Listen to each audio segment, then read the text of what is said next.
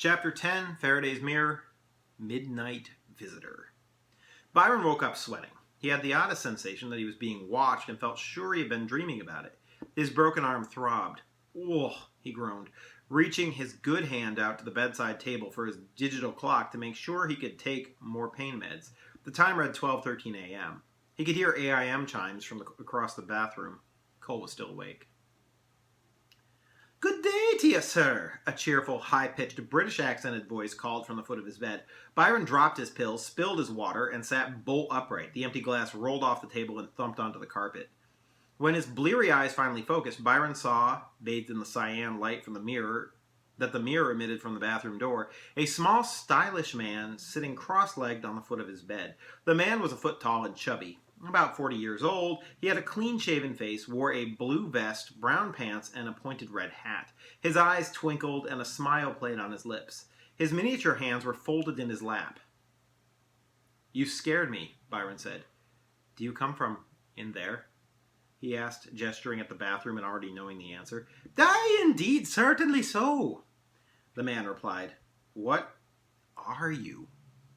"Ah, humans and their so rudely phrased questions," the man answered, pursing his lips. He couldn't ask who I was. No, he has to ask, "What kind of thing is this?"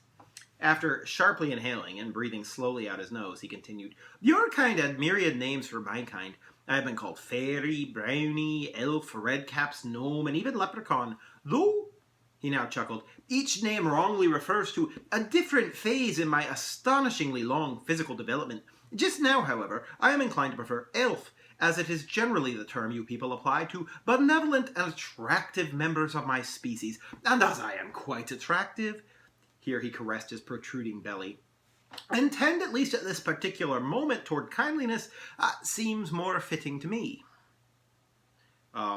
Okay. Byron struggled to wrap his mind around this. "My name's Byron. What's yours?" "Your sadly simple language cannot hope to properly pronounce it. Try me." I can't possibly pronounce it. So I'm Payndyrzytyrr. He drawled. If this becomes an audiobook, I'm really interested in how the guy does this. Sorry to break the fourth wall. Byron opened his mouth to repeat it, then licking his lips, hesitated. "Okay, so you're right," he continued. "What do you want me to call you then?" "Most Britons call me Poindexter. It's a butchering of a beautiful name, but I'll answer to it." "Wait." Byron's mind finally started to come awake. "You speak English?" "The Queen's English," Poindexter replied, laughing in a slightly mocking way. "And I speak it far better than you, I might add." "How?" "Taught to me by the esteemed Douglas Sterling himself. It's a bloody simple language, if you ask me." "Douglas who?" "You aren't one of the bright Brits, are you?" Byron frowned. These taunts about his language ability and intelligence were hitting a bit too close to home. You try being a dyslexic younger brother living with a genius, he thought with some bitterness. Instead, he asked, "If you're an elf, then can you do magic?" Poindexter disappeared from the foot of the bed with a faint popping sound and reappeared next to Byron's ear. He whispered, "Yes," then appeared again at the foot of the bed. "Cool," Byron said, impressed. "But why are you here? I mean, I'm going from what I've heard in stories, but I don't have any shoes to fix or dresses to repair. I'm too young to have a firstborn for you to steal." At this, the elf's eyes flashed dangerously. Byron tried to recover his tact. "And it's winter, so we don't have any garden, a toadstool, or a rainbow. Christmas has come and gone, too. Do I have to solve some kind of a riddle or something?" "Ooh, riddles!" Poindexter clapped his tiny hands, the danger leaving his eyes. "How I do adore them!" And he began one on the spot. "She leaps from the sky, but she never does die. She flees from a hill, and she never stands still, unless she catches cold, and then she's so bold to change her skin tone and crack giant stones." That's a pretty tricky one, Byron replied, thinking carefully, repeating the words in his head and forming them silently with his lips. "Take your time." Poindexter patted his chest and fumbled in his pockets until he found what he searched for, a white clay pipe and a pouch of herbs. He stuffed it, lit it up, and began to puff out small curling whirls of smoke that smelled like parsley and licorice. Take your time, he repeated half to himself. By now, though, Byron started to figure it out. Oh, yeah, it's water, right? Very good, human boy. Now try your best on me. His mind blanked. But then he remembered an earlier conversation with his mom. Okay, why is a raven like a writing desk? He asked. Aha! I've been asked that before. The story from which it comes is very popular where I'm from, and he blew out a large smoke ring which floated toward the ceiling. The simple answer is it's not. A raven, in fact, is nothing like a writing desk. Poindexter's face got thoughtful. Though I admit I have tried to find a commonality, even one based in pun, all I can conclude is that they both, he chuckled, begin with R, and one produces a lot of meaningless noise, while the other produces much meaningful noise. The door at the other end of the bathroom opened, and Cole poked his head through, headphones around his neck. You talking to me, Byron? He yawned, then coughing. What's that smell? No, Byron answered. I'm talking to Poindexter here. He's an elf from the other side, and he's smoking a pipe. While Poindexter continued talking, as if he hadn't just been interrupted, Cole crept in, mouth agape, and sat gently on the bed. The part of the riddle that always bothers me, Poindexter said, is the why. He took a pull on his pipe. How seems the proper way to frame the question. How is a raven like a writing desk? Sorry about my accent. But he pointed at Cole with the long stem of his pipe. It begins with a why. Why? Poindexter, Byron cut in. I'd like to introduce my brother, Colton. Oh, a pleasure, I'm sure, Poindexter replied, giving a cursory nod at Cole. Cole looked at Byron and mouthed, all right. Byron nodded. He's a firstborn, Poindexter observed, winking at Byron. I can always tell. Excuse me, sir, Cole cut in, but may I ask a question? Poindexter cleared his throat and looked up at Cole. Certainly, young man, go right ahead.